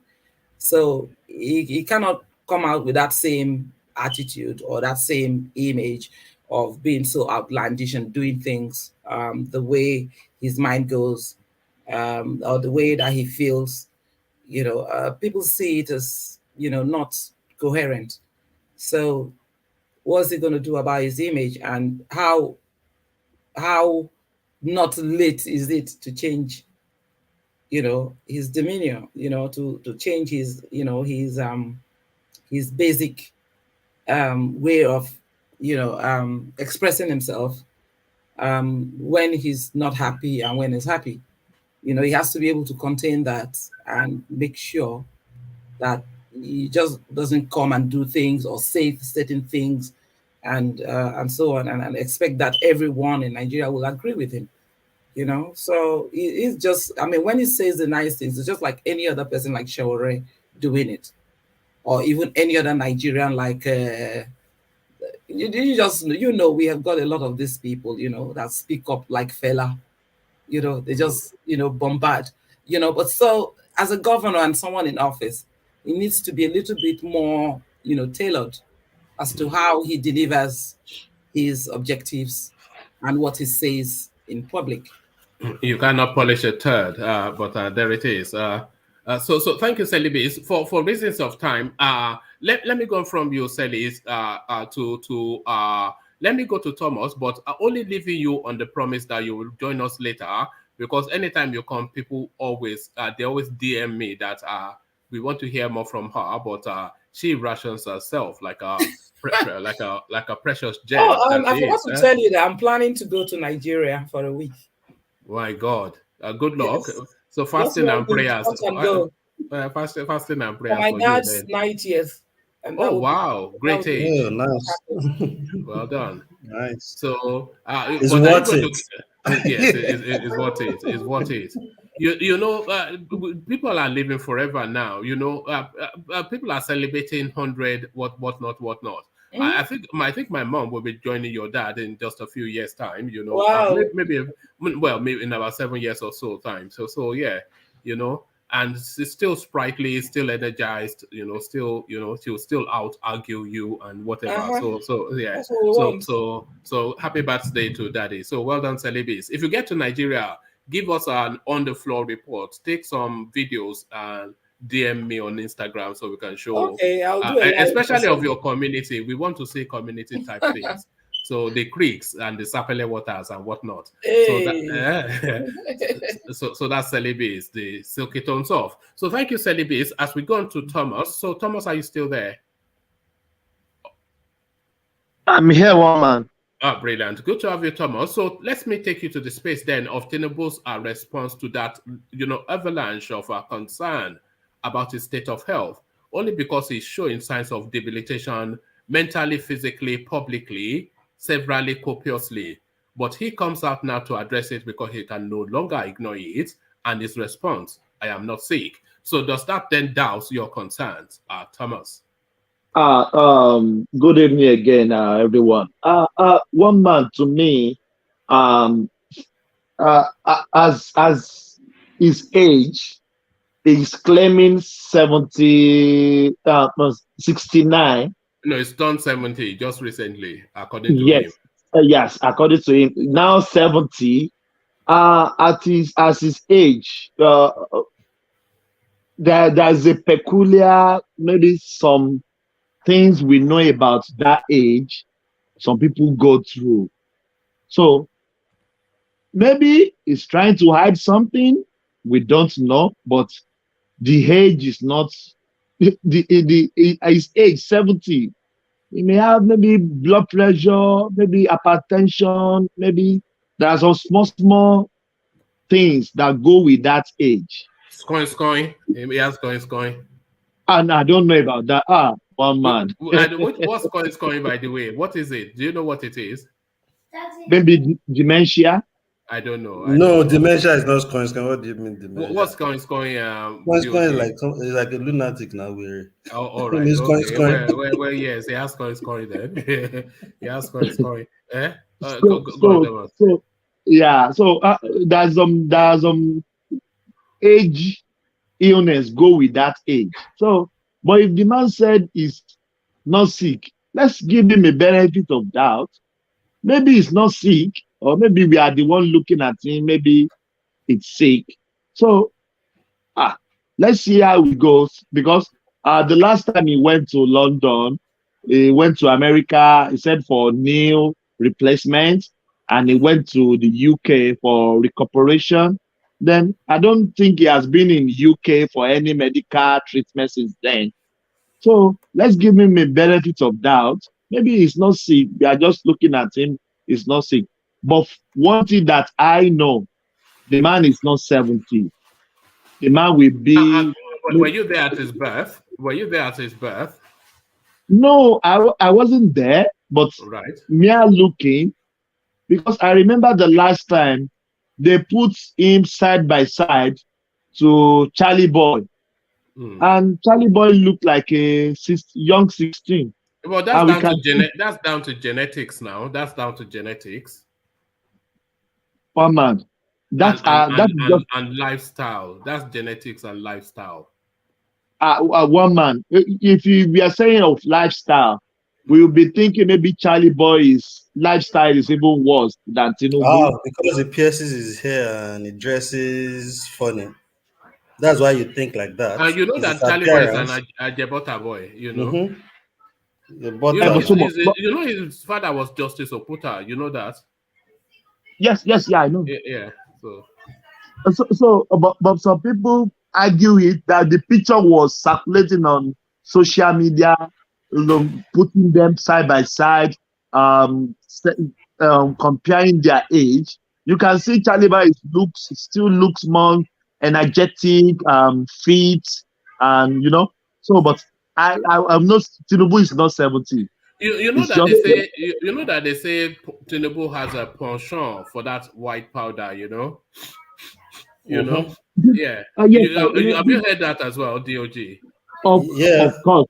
No, we can he tell has, because when you use those things tells on you at some certain age, and I don't think he stopped even early. I think he was still using while he was getting old, which is part of why he's really going that bad. Carry on, Thomas. Yeah, no problem. DOG, I don't know about that. So there's no rumor, but I know what don't you know? Everybody knows these things. Stop. Nobody will arrest you. Rumors it reminds me of rational mind. It reminds me of rational mind, always on the road. No. Rumor has it that his son that died in London died of overdose of that white substance. One man. This strategy is called Erubami Musafejo. Yes. Rational mind. You again. But I know it's that thing that you said they normally do, but and any lies, or there will be a iota of truth in heavy light. So maybe it's doing that. We don't know. We can't confirm that. If they said Oluwo now is smoking Igbo, we saw the picture, we saw the video. He can't doubt it. So because we saw the video online, but if you are claiming the man is doing that thing, nobody can say they have the evidence of that. But that's my own thing. Let's just give him benefit of doubt. Maybe he's not sick. We are the one just looking at him that is sick. Maybe it's us that is sick. But we are sick for thinking he is sick. We are sick in the head for thinking he's sick. What can I do to somebody is sick. Somebody is sick now. So if Tinubu is not sick, then it's the rest of us that are sick. Look at that. You can say that. If you can say that. But I think it's the dumbest thing for him to come out and say, I am not sick. After everything we've seen, he should either ignore it or just come up frontally. That might even gain him some sympathy because people, but to say I'm not sick, he's just mocking himself, isn't he? But one man, let's divide this thing. Sick is maybe somebody has like a terminal disease that is nursing here and there.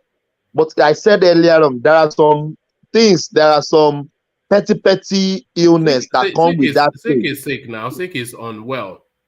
Sick is unwell, not terminal disease now. Sick is unwell. It's unwell now, Tinubu. Oh, but we can never say that. This man has been traveling around, jumping in helicopter, visiting everywhere. What about when his hand is like shaking like this all the time? What do you attribute that to? That is sign of Parkinson to me. But when his speech is slurred, what do you attribute that to? Yeah, it still come with that age, one man. With that age, one man. Tinubu will be in late 80s or maybe late 75, 76. No, I don't think he's in late 80s. So that means it's the same age as Celibi's dad. No, I mean maybe 78, 76. That's 70. I can argue that till tomorrow. It's older than 70. But one man, let's give him benefit of doubt, and we wish him good health. That is just my submission, one man. All right, we always wish everybody good health, but if you are running to be president, and by the way, just another push again in the direction of the like buttons. We said we were aiming for 100. We're still 25 away with close to 200 people on the stream. So that's to tell us that not everybody has clicked on the like button. So if we can encourage you to do that, it just helps the platform. That's all it does. So that's why we really push for that. Thank you, Thomas. Thomas, let me go on to X0 just to make sure that I touch all the voices. And X0, let me have you speak then on that. Let me have you speak on the interception So they said police intercepted vehicles, not a vehicle, but vehicles with an S, loaded, not they found pieces of, but loaded with explosives and weapons in KANO. So this coming very quickly off the back of the explosion that we saw and heard about in that school in KANO. So as that insurgency that is sweeping the northern parts, now taking its latest destination, which is KANO State. So it looks as though now that they are going after KANO aggressively. This now a recurring decimal, a daily diet within the Nigerian space. X0. Yes, I just hope you guys forgive me because I'm with the robots today. So I'm at place of work. So if there's a noise, you just understand. All right, carry on. Yes, I think Nigeria is still unraveling every day, you know. I think Nigeria as we know it today, everybody knows that it's no longer the Nigeria we used to know. The politicians, once they cash in on something and it's working well, they maintain it.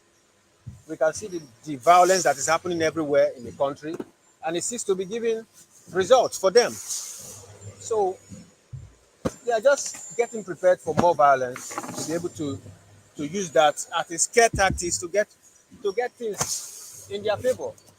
You know, like DOG, was it DOG or was it Thomas that said they intercepted a container laden with cutlasses. That was D. Yeah. You know, and funny enough, X0, normally they say when they import it, it's not sharpened. So that time maybe it's for business, they want to sell. But these ones are already sharpened. Everything in the box, full load of container, over 5,000 boxes. Each boxes have like over 50 in it. You see, if you, I don't know if you've read the story of Rwanda. That was how the violence started in Rwanda. In fact, the major culprits imported cutlasses like this that led to the death of over 1 million Tutsis within a space of 3 months. You understand? So I think we are seeing a new kind of improved audacity, increased audacity from those the major players in this field who use this violence to get what they want.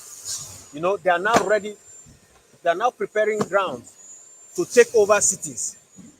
You know, I don't know if this is going to be related to the election or maybe this is related to terrorism. But one way or the other, there's an increased audacity, you know, to do violent acts without a scintilla of fear, without a scintilla of conscience or repercussion or consequence. You know, these things have been entering Nigeria every day. And we know that they are not doing it alone. They must be doing it in cahoots with some customs officers. Maybe those sympathetic. But it's a pity. It's a pity. All right, thank you, X0. And X0, briefly on the space of the consensus idea coming out of the APC, Buhari now meeting them to ask them to step down their ambition for his boy. How do you think the response would be to this idea, X0? I heard the other guys talk about the aspirants stepping down for Tinubu will be the logical thing to do. But I think we all know where the things stand in that party. Our man, Mr. Gomez, has told us that the chosen one is Amechi. So they want to see how to plead with Tinubu to leave it for Amechi. You know, but I still think Osibanjo will prefer to leave it for Amechi than to leave it for Tinubu. Why I say this? Wow. Yes. Why I say this is this. Osibanjo has been Tinubu's boy for a long time, and we want to change that dynamics because he's now a grown man. Osibanjo, Tinubu's boy, a Yoruba man, will leave it for Amechi. Yes, yes. All right. But that doesn't change him still being Tinubu's boy, even if he... No.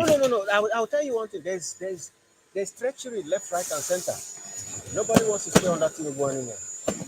Nobody wants to stay under him. So that he want to go and be a Metis boy now. No. This will now give him. This will He's tired of being Tinubu boy. He want to shift to be a Metis boy. No, but at least it will give him a new leverage to stand on one-to-one basis with Amechi as a negotiation. You know. So even if it's not all right, you have to continue to think about that until you think yourself out of that. Don't forget that. Continue to think until you think. Forget about that in totality. Woman, you guys should stop. You guys should stop analyzing things emotionally. You guys are just putting this in on Tinubu, but even Tinubu himself knows that he has a Herculean task. It's not well, and they know that he personalizes government property. He has almost personalized Lagos, and that is the major fear. And nobody wants, in fact, especially the North, don't want anybody to personalize the NNPC. It's just too much. They will not let him do that. They will not let him do that. He should understand that. That's the major fear. That's the major fear. All right, thank you, Exero. So, Exero, for reasons of time, let me go on to Charlie Boy, who's been with us all the way through. So Charles, are you still there? Charles? Yes, I'm here, one man. All right. So, Charles, then Tinubu saying that he is not sick. Are you convinced then by the reassurance that he has given you? No, so Tinubu's a big. In my opinion, Tinubu's a big lie. Tinubu's a sick human being. He's just Tinubu is sick. Is it when you say a sick human being, do you mean mentally unstable or just physically unstable or just wild and crazy? Or yes, so to me, Tinubu to sit down, because you both have been present for so many times. He has to sit down, Tinubu, and let the Southern be president this time. All right, brilliant. So well put, Charles. So well put, Charles. So gentlemen and ladies. So at last I get to say lady because Celebi joins us. It's usually all these testosterone on the screen, just hoofing and hollering. But the silky tones it down. So thank you. One man, did you see Abdul Mumuni? He said that Tinubu is heavier than all of us on the platform. Look, that Abdul Mumuni is on a special diet. That guy, Ajale Koko, that's your favorite. Your favorite, Ajale Ego mixed with everything. Saudi mentality. I don't know how he's getting ego in Saudi. It's against the law to have ego in Saudi, you know. Is this Celebi that brought one of our friends on the platform the other day?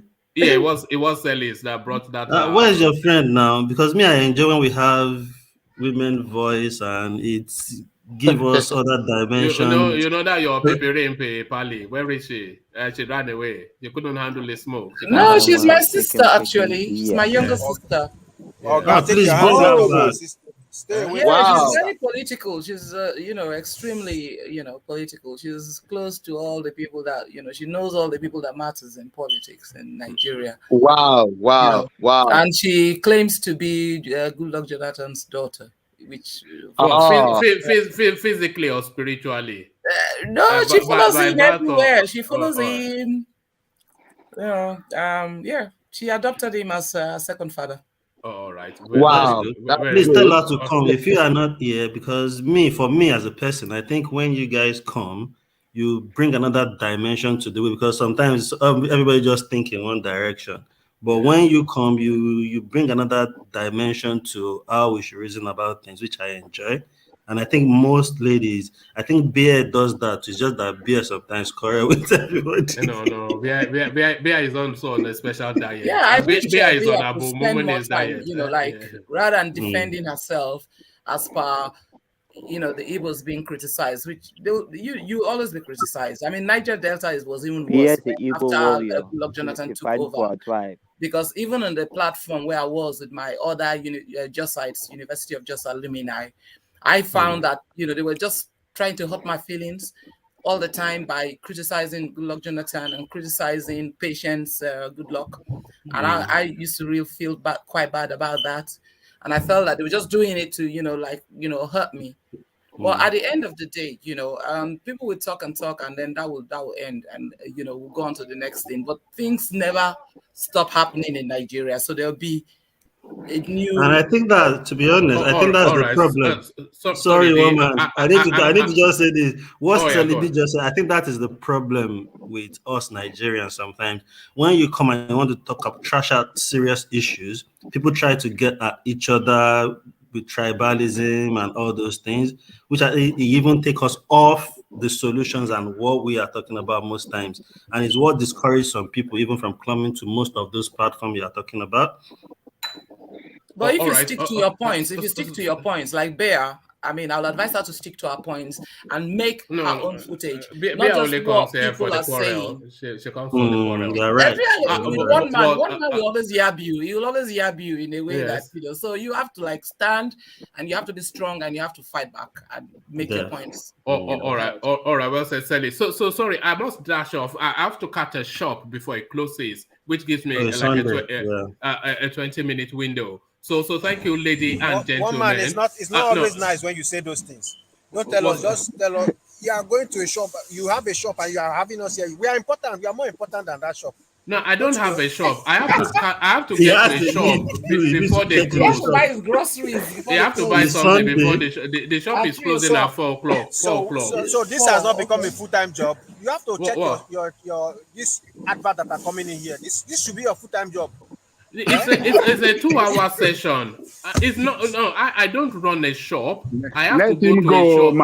Madam is expecting you to bring that thing home. Yeah, I have to go to a shop before the shop closes. Before Madam will pounce on you. It doesn't understand. But I buy some new wares for the show.